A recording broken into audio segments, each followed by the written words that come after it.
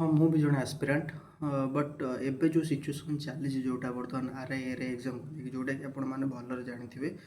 ଏବେ ରିସେଣ୍ଟଲି କାଲି ଯେଉଁ ଘଟଣା ଘଟିଛି ଯେଉଁଟାକି କିଛିଟା ସେଣ୍ଟରରେ ଟିକେ ଲେଟ୍ରେ ଏକ୍ଜାମ୍ ଷ୍ଟାର୍ଟ ହେଇଛି। ବାକି ତ ଯେବେଠୁ ଷ୍ଟାର୍ଟ ହେଲାଣି ଆମର 8 ତାରିଖରୁ ଯେଉଁ ଏକ୍ଜାମ୍ ଷ୍ଟାର୍ଟ ହେଲାଣି ଆଜି ଯାଏଁ ତ ପୁରା ଠିକ୍ଠାକ୍ ଚାଲିଥିଲା। ହଁ ଏବେ ଗୋଟେ ଇସ୍ୟୁଜ୍ ହେଲା କି ଛୋଟ ସେ ତାଙ୍କର ଗୋଟେ କିଛି ସର୍ଭର ଇସ୍ୟୁଜ୍ ଥିଲା, ତେଣୁକରି ଗୋଟେ ଘଣ୍ଟା ପରେ ଏକ୍ଜାମ୍ ଷ୍ଟାର୍ଟ ହେଲା।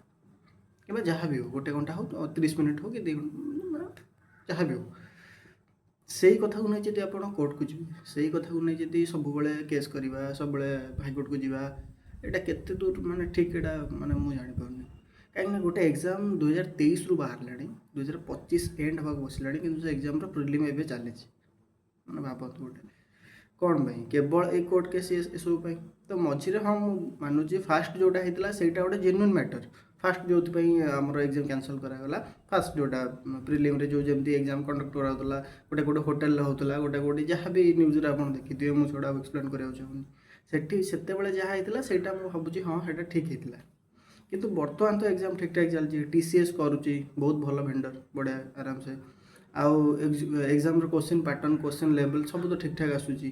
ହଁ ଗୋଟେ ଦୁଇଟା ଜାଗାରେ କିଛି ସର୍ଭର ଇସ୍ୟୁଜ୍ ଅଛି, ଟିକେ ଲେଟ୍ରେ ଷ୍ଟାର୍ଟ ହେଇଛି, ବଟ୍ ସେଇଟା ଯଦି କଣ୍ଟିନ୍ୟୁ ରହିଲା, ଆଉ ଯଦି ଏଇଟା ଏକ୍ଜାମ୍ ଅଛି, ଯଦି ସେମିତି ସବୁଦିନ ଲେଟ୍ ହେଲା, ତାହେଲେ ହଁ ଆମେ କୋର୍ଟକୁ ଯିବା, କ'ଣ କରିବା, ଷ୍ଟ୍ରାଇକ୍ କରିବା, ସେଇଟା ଅଲଗା କଥା।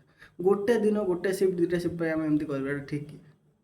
କାହିଁକିନା କିଛି ପିଲା ଏମିତି ଅଛନ୍ତି ଯେଉଁମାନେ ପାଠ ପଢ଼ୁନାହାନ୍ତି, ସେମାନଙ୍କର ମେନ୍ କାମ ହିଁ ସେମାନେ ପିଲାଙ୍କୁ ଡିଷ୍ଟର୍ବ କରିବା, ଆଉ ସେମାନେ କୋର୍ଟକୁ ଯିବା, କେସ୍ କରିବା, ପିଲାଙ୍କ ପାଖରୁ ପଇସା କଲେକ୍ସନ୍ କରିବା, ଏଗୁଡ଼ା ସବୁ। ମୁଁ କହୁନି ସମସ୍ତେ, କିଛି ଜଣ, ବାକି ବି ବହୁତ ଜଣ ଅଛନ୍ତି, ୟୁଟ୍ୟୁବରେ ବି ବହୁତ ଭାଇ ଅଛନ୍ତି ଯେଉଁମାନେ କି ଆକ୍ଚୁଆଲି ମାନେ ପିଲାଙ୍କ ପାଇଁ ସେ ଲଢ଼ୁଛନ୍ତି, ଆକ୍ଚୁଆଲି ପିଲାଙ୍କ ପାଇଁ। କିନ୍ତୁ ଆଉ କିଛି ଜଣ ଅଛନ୍ତି ଅଯଥାରେ ଛୋଟ ମୋଟ କଥାକୁ ନେଇ ଖାଲି କେସ୍ କରିବା, ଏ କରିବା, ପିଲାଙ୍କୁ ମତେଇବା, ଗ୍ରୁପ୍ରେ ଟେଲିଗ୍ରାମ ଗ୍ରୁପ୍ରେ ପୁରା ଆଡ଼ୁ ସାଡ଼ୁ ଏଇସବୁ ଚାଲିଛି। ଏସବୁ କେତେ ଦୂର ଠିକ୍? ତ ମୁଁ ସେଇଥିପାଇଁ ମୁଁ କହିବା କଥା, ଯେଉଁମାନେ ଆକ୍ଚୁଆଲି ଆସ୍ପିରାଣ୍ଟ, ଆପଣମାନେ ଜେନ୍ୟୁନ୍ ଜିନିଷରେ ଆଗକୁ ବାହାରନ୍ତୁ। ଇଆଡ଼ୁ ସାଡ଼ୁ କାହା କଥାରେ ପଡ଼ି ଆଗକୁ ବାହାରିବାଟା ଠିକ୍ ନୁହେଁ। କାହିଁକିନା ସେ ଏକ୍ଜାମ୍ଟା ପୁଣି ଆପଣ ବନ୍ଦ କରିବେ, ପୁଣି ଏକ୍ଜାମ୍ ହେବ ମାନେ ଏକ୍ଜାମ୍ କ'ଣ ଏମିତି ଚାଲିଥିବ?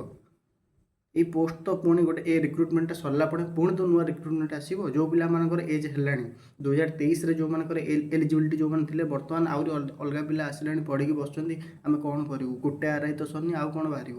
ଭ୍ୟାକେନ୍ସି ବହୁତ ଅଛି।